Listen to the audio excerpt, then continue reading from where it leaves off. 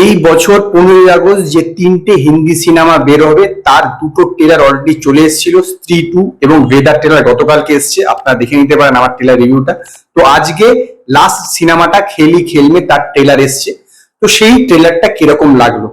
এই যে সিনেমাটা, এটা হচ্ছে একটা ইটালিয়ান সিনেমা পারফেক্ট স্ট্রেঞ্জারের রিমেক। তো এই সিনেমাটা অলরেডি 24টা ল্যাঙ্গুয়েজে রিমেক হয়েছে।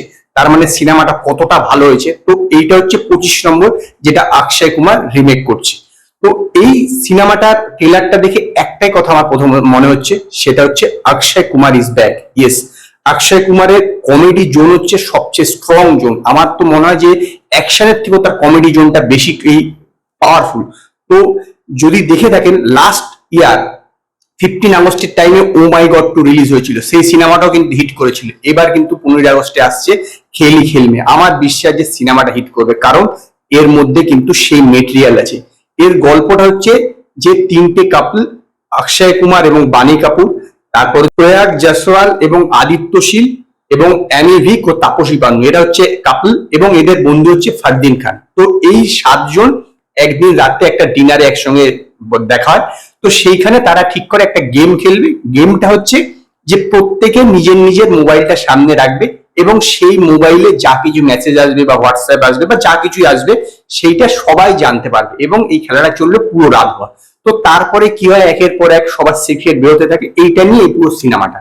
এটা কিন্তু বেশ হাসির উপাদান আছে, এই বিষয়ে কোনো সন্দেহ নেই। এবং ট্রেলারটা যদি শুরু থেকে দেখে থাকেন, দেখবে বেশ এমন কিছু দৃশ্য আছে যেগুলো সত্যি হাসি পাবে।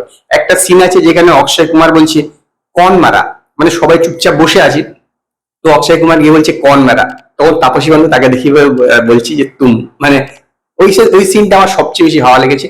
সিনেমাটা কিন্তু বেশ মজাদার হবে। 3টে সিনেমা বেরোচ্ছে হিন্দি, একটা অ্যাকশন ভেদা আর বাকি দুটো কিন্তু কমেডি। স্ত্রীটা আবার একটু হরার আছে, কিন্তু এই খেলি খেলমেটা পুরোপুরি ফুল ফ্লেজেড কমেডি। মুদাসির আজিজ এর ডাইরেক্টর।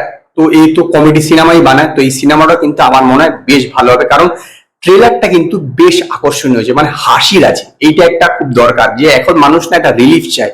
এবং পুরো থ্রু আউট ট্রেলারটা যদি দেখে থাকেন, বেশ অনেকটা কিন্তু হাসির, মানে একদম আপনাকে বেশ এনজয় দেবে। এটাই হলো বড় কথা হচ্ছে। এবং একটা সিনেমার গান এবং ট্রেলার খুব ইম্পর্টেন্ট, বিশেষত কমার্শিয়াল সিনেমাতে, যে অডিয়েন্সকে হল পর্যন্ত নিয়ে যাওয়ার জন্য। এই সিনেমার কিন্তু দুটো গানও বেশ ভালো হয়েছে, টিজারটাও ভালো ছিল, ট্রেলারটাও ভালো হয়েছে। তো আমার বিশ্বাস যে এই সিনেমাটা কিন্তু অক্ষয় কুমারকে কাম ব্যাক করিয়ে দিতে পারে। যদি একটুখানি ভালো হয়ে যায়, তাহলে কিন্তু এই সিনেমা কিন্তু 100 কোটির উপরে কিন্তু কামাবেই 100%, আমি শিওর।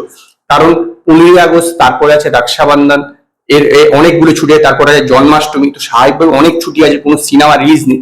তো একটা কিন্তু বড় আশা আছে যে অক্ষয় কুমার এই সিনেমার মাধ্যমে কিন্তু কাম ব্যাক করবে, কারণ সেই সূর্যবংশীর পর থেকে তার 7খানা সিনেমা থিয়েটারে ফ্লপ করেছে এবং 3খানা সিনেমা ওটিটিতে রিলিজ করেছে। তো স্বাভাবিকভাবে এই সিনেমাটার উপর তো তার বাজি লাগাতেই হবে। আমার মতে ট্রেলারটা সত্যি একটা খুব এন্টারটেইনিং ট্রেলার হয়েছে, এবং সেই কারণেই আমি খেলি খেলমে ট্রেলারটাকে 5-এর মধ্যে 4টে স্টার দেবো। যদি আপনারা এই ট্রেলারটা দেখে থাকেন, তো আপনারা আমার কমেন্টে জানাবেন আপনাদের কিরকম লাগলো। যদি আপনাদের এই ভিডিওটি পছন্দ হয়, ভিডিওটিকে লাইক করুন, কমেন্ট করুন, শেয়ার করুন, আর নতুন নতুন আপডেটের জন্য আমার চ্যানেলকে সাবস্ক্রাইব করুন।